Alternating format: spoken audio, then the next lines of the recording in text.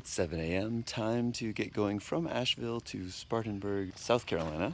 My final destination will be Charleston, South Carolina. Bike is charged up fully and it has been under the roof because it rained really hard last night, so that was a good idea. Mama didn't raise no fool. I think I'm gonna meet some electric motorcyclers along the way, so it'll be good. And when you have an electric motorcycle, they let you park it anywhere. I've parked it inside hotel rooms, and now it's on the porch because it doesn't leak any oil. First song of the day is one of my favorite songs from the Hamilton soundtrack, Right Hand Man. Thank you, Annie and Gianluca, for a place to stay and a wonderful visit to Asheville. Today, I will be monitoring my battery temperature once again. Charging fast adds a lot of heat to the battery. The chargers are located underneath the battery, so that's heating it up even more. And there's great debate online right now about how big a factor that is, or whether it's a factor.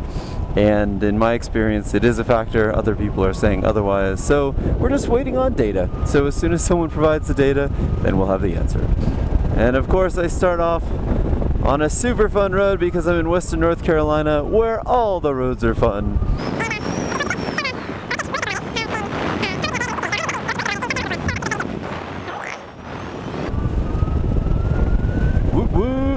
Getting on Route 26, I am going to keep my speed under 60 miles an hour. That appears, I've been told that that is the magic speed at which the battery temperature does not rise too much, but above that speed it rises quite a bit. I just kind of cruise along and watch all the cars pass me, which is what I've been doing for several years, and head on down because this is the most direct route. There's a green Pontiac Sunfire that's from the early 2000s that looks exactly like my first car. Oh, just had a little bit of a nostalgic moment there. Whoa, foggy this morning. This beautiful view. Oh my gosh. Oh, you just get snippets here and there, but boy, it fills the soul. It's just before 8 a.m. and I made it to South Carolina. Here we go, Route 26. Cruising right along. Minor adjustment to my route. Google Maps tells me to stay on highways, but I am going to go on one of these smaller roads to keep my speed limit low and also to take a more direct route. So fewer miles means shorter time stopping to charge. You know, getting off the highway is more fun anyway, because honestly, you get to see more small businesses, you get to see more buildings around here, the local architecture, the local color. And here is the Magnolia parking garage. Public parking. Ooh, it's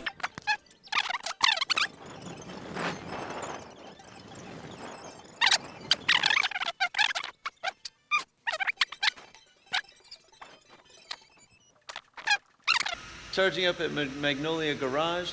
We've got 2 Eaton chargers and new friend Rev Caton down here in South Carolina, and he rode his Zero out here.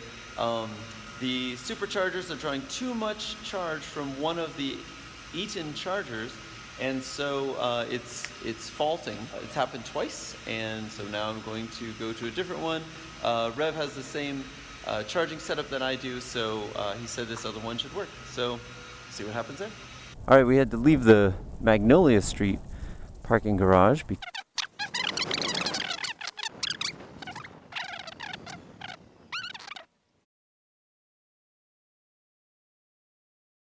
All right, just say goodbye to Rev Caton.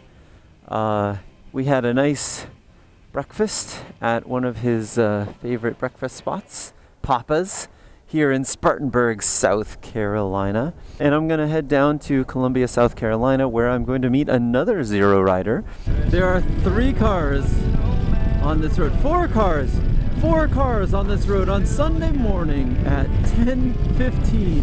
Here's a common sight, no cars. Oh, there's 1 car in the distance. I must say that riding on Route 176 instead of Highway 26 is far more enjoyable, especially on a Sunday morning when I have the entire road all by myself. I've charged here a couple times but I believe it is actually not open right now. And fortunately, their chargers are right there. What I'm going to do is I'm going to get the bike into the shade, make sure it stays as cool as possible. All right. Charging up my Zero at Dick Smith Nissan using 2 J plugs.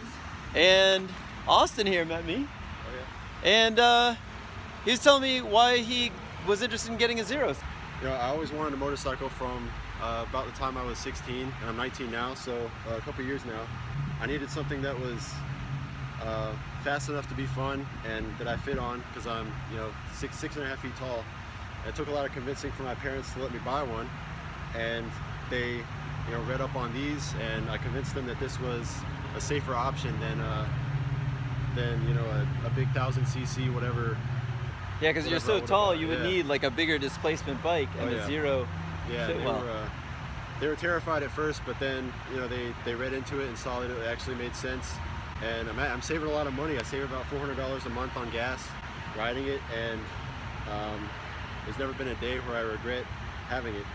You save $400 a day on gas? On a month. Did I say it? Oh, a month. No, a month. Yeah, a month. You said a month. Anywhere from 300 to 400. I can't speak. And 300 is a low month. Like I bought it in January. I have over 8,000 miles on it already.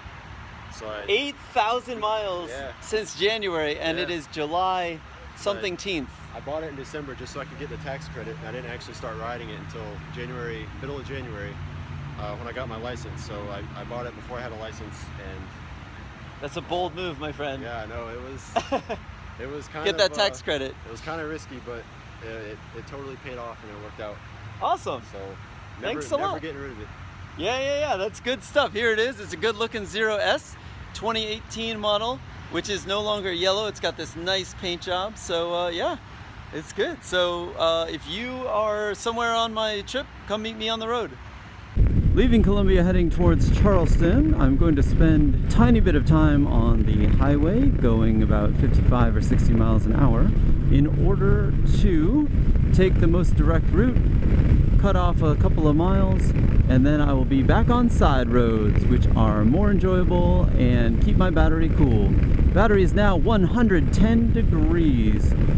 It jumped up, I believe that's 22 degrees higher than when I started charging. I found the corn. It's in South Carolina. Welcome to the luxurious world of cross-country electric motorcycle riding, where everybody passes you if you go on the highway. Why? You gotta ride slowly. Speed limit on this highway, 70 miles an hour. My speed on this highway, 55 miles per hour. All right, it works. I've got the J1772 plug charging up at 6 kilowatts, and then I've got this little 110 volt outlet plugged into my Elcon charger, charging up at 1 more kilowatt, so I've got over 7 kilowatts of charging power right now. So that'll get me to Charleston pretty quick. Okay, so I can actually see the rain falling ahead of me. So now is the time I'm gonna put on my rain pants.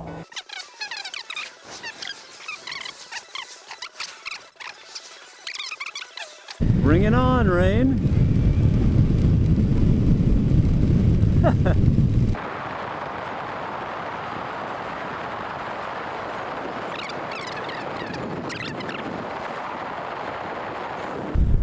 That may be it. Nice. Destination is on the left. Right where there's a puddle of water. Awesome. Made it to Charleston, charging up using just one charger. When I plug in 2 Diginow superchargers, it's too much for the charger, and I have no way of turning it down, so I'm just gonna charge up slowly at 3 kilowatts. That'll keep the battery temperature down. It'll charge in like 2 hours, and I'm gonna stay here for 5 or 7 or something. So I'm ready to go meet some EV people at Prohibition. Excited.